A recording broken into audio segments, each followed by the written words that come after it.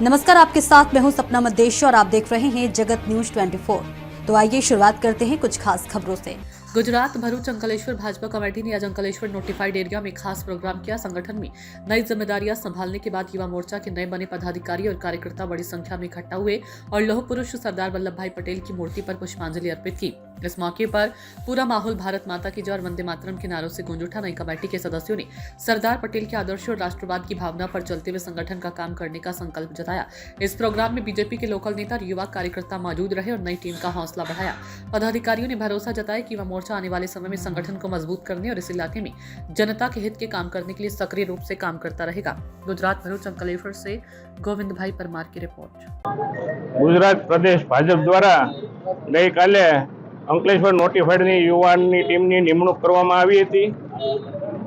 आ निमणूक बाबते प्रदेश भाजप, जिला भाजप तथा नोटिफाइड भाजपनो अमे युवा टीम खूब खूब आभार मानीए छीए અને આગામી દિવસોમાં નોટિફાઈડ યુવા ટીમ ખૂબ મજબૂતાઈથી કામ કરશે અને યુવાનોને જોડશે અને લોકહિત કામ કરશે। ભારત માતા की ऐसे ही अपडेट्स के लिए देखते रहें जगत न्यूज 24 और हाँ, हमारे चैनल को लाइक, शेयर और सब्सक्राइब करना बिल्कुल ना भूलें।